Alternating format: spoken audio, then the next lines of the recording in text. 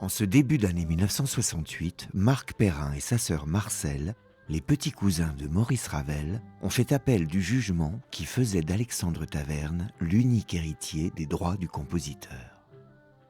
À Saint-Jean-de-Luz, l'affaire fait grand bruit. L'ex-coiffeur devenu millionnaire éveille l'intérêt du maire. Infatigable mondain, celui-ci rêve pour sa ville d'une manifestation prestigieuse. L'Académie Ravel voit le jour, Alexandre Taverne, le donateur, pourrait bien en tirer profit. D'une certaine manière, ça influencerait favorablement le tribunal si on pouvait dire que Alexandre Taverne fait quelque chose pour la mémoire du compositeur. 31 janvier 1968, cour d'appel de Pau. Pour les avocats de Marc Perrin, il faut prouver que Jeanne Taverne prodiguait des soins à Édouard Ravel. Car l'article 909 de la loi est clair. Une infirmière n'a pas le droit d'hériter quoi que ce soit des malades. Parce qu'on peut profiter trop des personnes âgées. Le procureur général en est convaincu. Jeanne Taverne était l'infirmière d'Édouard. Il demande l'annulation du testament. Mais pour les juges, la preuve n'a pas été apportée que Jeanne se soit livrée à l'exercice illégal de la médecine. Édouard était sain de corps et d'esprit, le testament est valable, les Perrin se pourvoient en cassation. Mais qu'en est-il du Belvédère, la maison de Maurice Ravel, léguée par son frère aux musées nationaux? Manuel Rosenthal, le dernier élève de Ravel, y est interviewé par la télévision belge.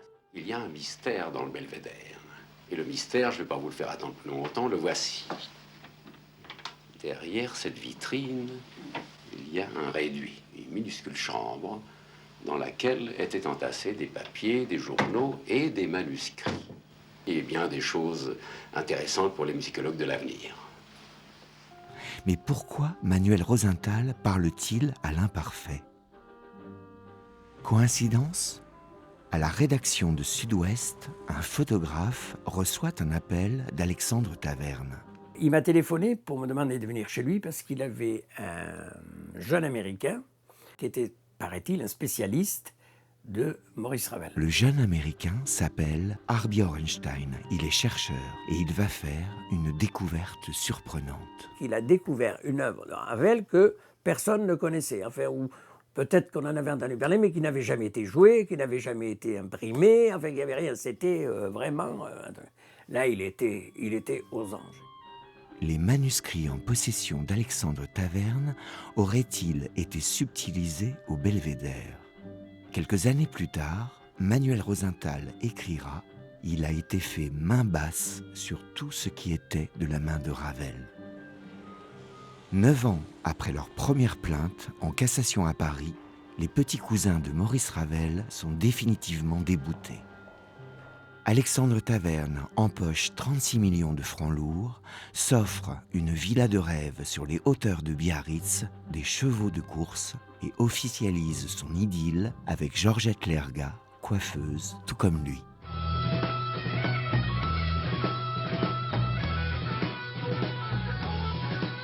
Cette année-là, le boléro entre en fusion sous les riffs assassins du groupe de hard rock américain James Gang.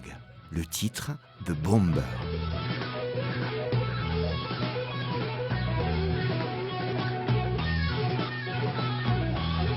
Mais on avertit le groupe.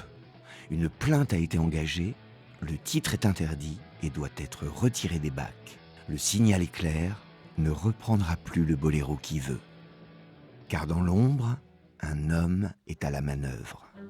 Il s'agit de l'ancien numéro 2 de la SACEM, un certain Jean-Jacques Lemoine. Le dossier Ravel, il connaît parfaitement.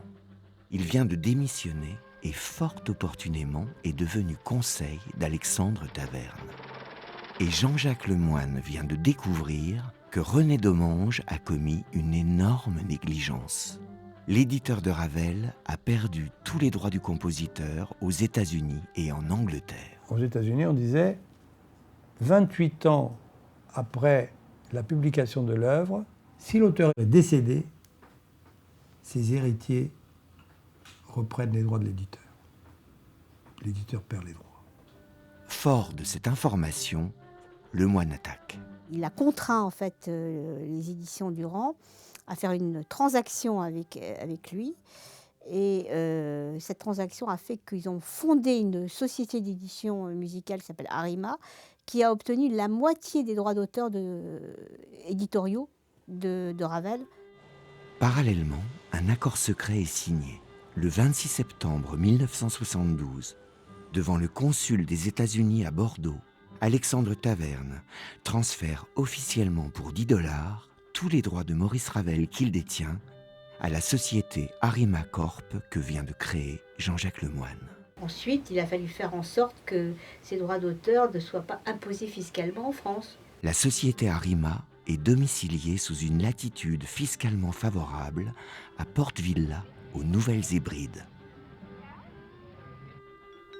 Alexandre Taverne, l'un des hommes les plus riches de France, celui qui a défrayé la chronique, est décédé. Alexandre Taverne, c'est notamment le bénéficiaire des fabuleux droits d'auteur de Maurice Ravel. Quand Alexandre quitte ce monde, Georgette, sa veuve, quitte la France. Elle s'installe en Suisse, à Gstad, la station de ski de la Jet Set. L'année suivante, Marc Perrin, le petit cousin tromboniste de Maurice Ravel, décède à son tour à Genève. En 1975, une grande exposition célèbre à la BNF les 100 ans de la naissance de Ravel. Georgette Taverne a prêté de nombreux documents, des lettres, des manuscrits, des photos. La collection Ravel a désormais un nom, la collection Taverne. Cette année-là, à la surprise des musicologues, des œuvres de Maurice Ravel sont publiées. Il s'agit d'œuvres de jeunesse inachevées. Édouard Ravel, son frère, n'avait-il pas juré que ses œuvres ne seraient jamais éditées? Pourquoi cette promesse n'a-t-elle pas été respectée?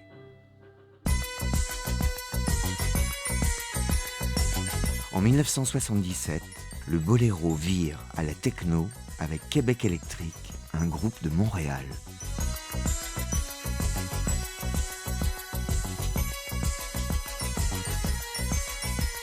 L'éditeur de Maurice Ravel, René Domange, tire sa révérence. Il disparaît en mai 1977. Mais qui va lui succéder à la tête des éditions Durand? Et où va l'argent du boléro? Car une nouvelle société Arima vient d'être créée, cette fois-ci à Gibraltar.